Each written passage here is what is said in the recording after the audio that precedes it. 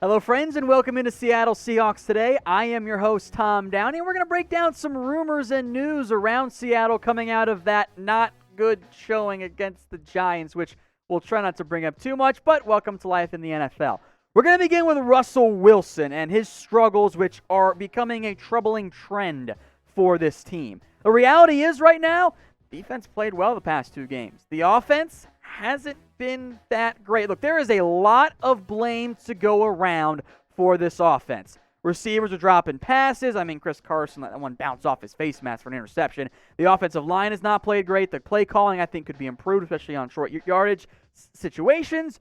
But this is life in the NFL. The quarterback gets a lot of the blame and a lot of the credit, fair or not. And these stats speak for themselves, and boy, are they concerning. First 7 games, Russell Wilson, MVP caliber. Last 5 games? Oh no. The adjusted yards per attempt are down significantly. The completion has dipped a little bit, but look at that touchdown to interception ratio. That is not okay from a player that we know is awesome. We know Russell Wilson, even though he's never had an MVP vote, has played like a franchise caliber quarterback. He's been an MVP level guy, even if he's never won the award. These past 5 games, that's like replacement level. That is well below the expectation that we have set and come to, and really Wilson has set for himself based on his previous play. Now, it's not all his fault.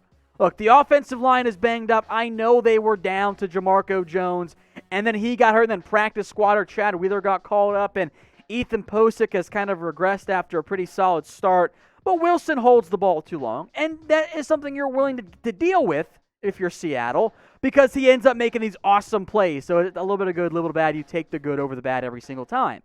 With Wilson struggling, I have a question for you guys, and I'm very curious how we vote here. What is your confidence level in Russell Wilson? I don't know about you guys, but I'm not going to bet against him over these final 4 games into the postseason.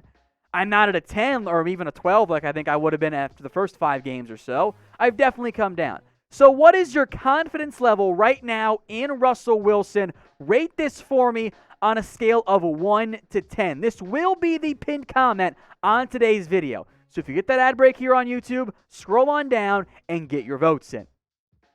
Let's talk Chris Carson, because Pete Carroll chimed in and said, look, Carson's not 100% right now. And that's kind of the nature of the NFL once you get to December. Guys aren't 100% right. But Carson is not getting the full workload and especially not getting the full snap count. The offense has shown they are better with a healthy Chris Carson out there. But Pete Carroll's made it clear. Look, he's not 100% right now.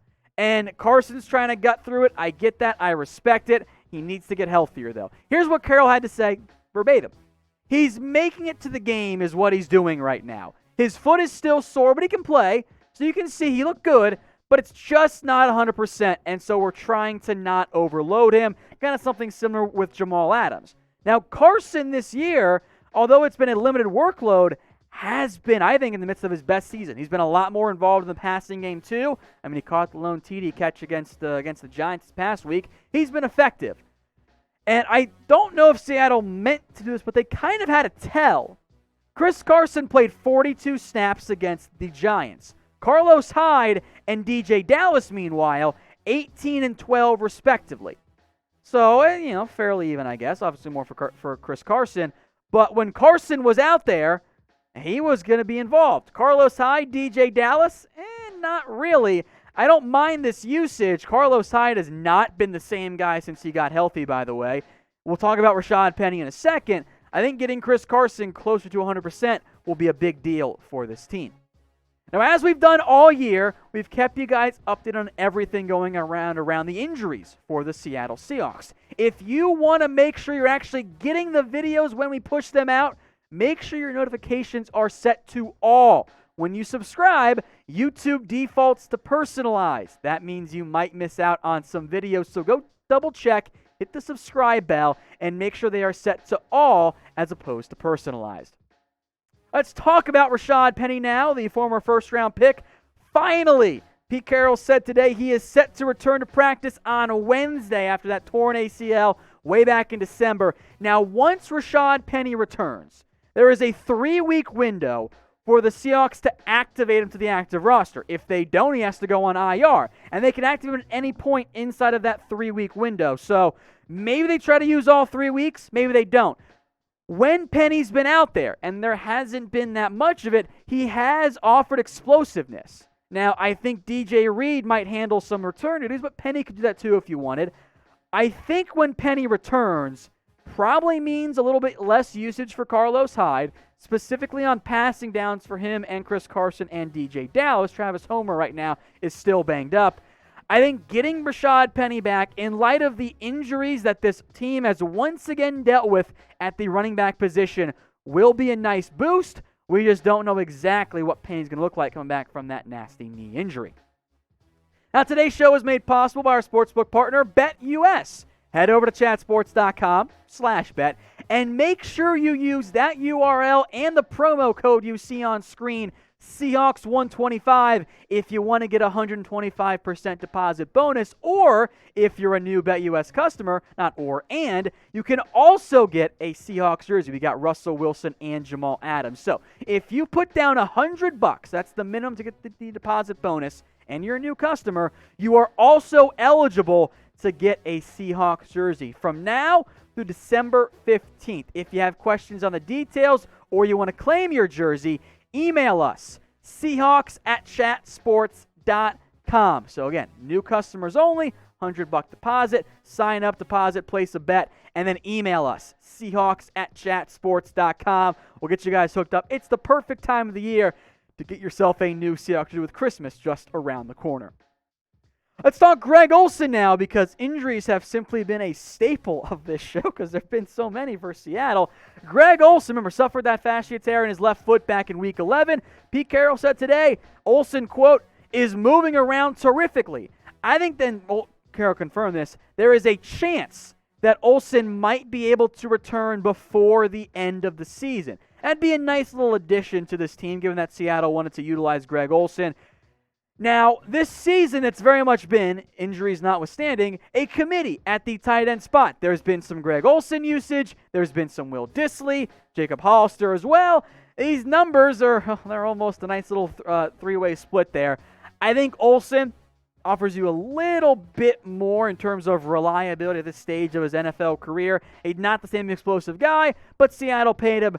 Bringing him back, I think, will be a nice little boost to an offense that needs to just get some sparks going somewhere.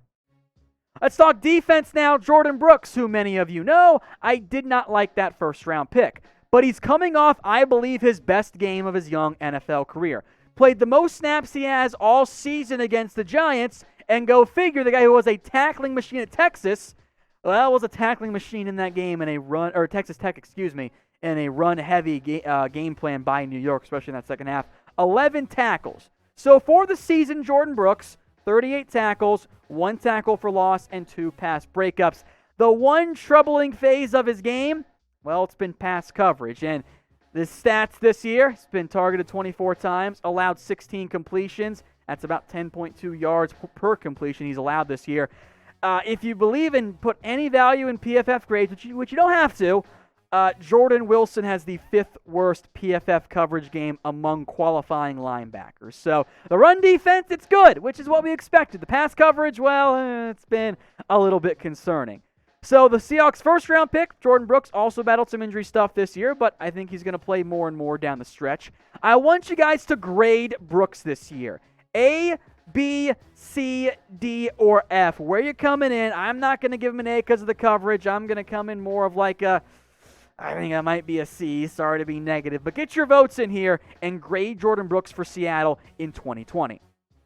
Now, because Seattle's been good this year, we haven't talked much about the draft, and they also don't have a first-round pick. But Bleacher Report pegged Jackson Carman, the Clemson offensive tackle, as the team's top early target for the 2021 NFL Draft. Now, not having a first-rounder made that a little bit tough, that article for Seattle. Carman, though, makes some sense to me.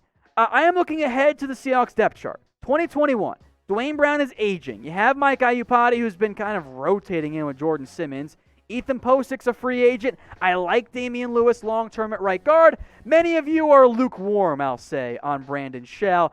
I think if you could bring in Jackson Garland, who's a left tackle right now for Clemson, but I think might move inside or to right tackle with his play style long term, I think that could fill one of your needs potentially. I don't mind that idea, although I also might have to invest in a pass rusher once again instead. But let me know your answer to this question. What is the Seahawks' biggest need for the draft in 2021? Is it adding more offensive line help? Do you want to try and find a third receiver? Maybe not. Do you want to get some more corner or edge rusher help? Let me know what you guys think in the comments section. Now, I think Seattle thought they took care of at least some of their edge rushing concerns by taking Darrell Taylor, second round, out of Tennessee, traded up to go get him. Things are not looking good for him. He is still recovering from surgery to repair a stress fracture in his leg. Pete Carroll said, I think it was on Saturday or Friday, that he left town and left Seattle to go get a second opinion. I don't consider that good with 4 games left in the season. I've mentioned this many a time before. I felt this way all the way back in September. I don't think you're going to see Taylor play this year. I hope I'm wrong. Hope he's able to make an impact at some point, but he's still on that NFI list. It's been a disappointing first season for Taylor. At this point, I think you have to operate like, hey, he's not going to come back. Dunlap wasn't as impactful against the Giants. Coming off the injury, reduced snap count. Benson Mayo has been pretty decent. LJ Collier, Alton Robinson, Rasheem Green, hasn't been ideal either. Jaron Reed's been a disappointment. You were hoping to get something out of Darrell Taylor, and I hope I am wrong, but unfortunately, as we sit right now with a month to go in the season, I don't think he's going to make much of an impact for Seattle in 2020.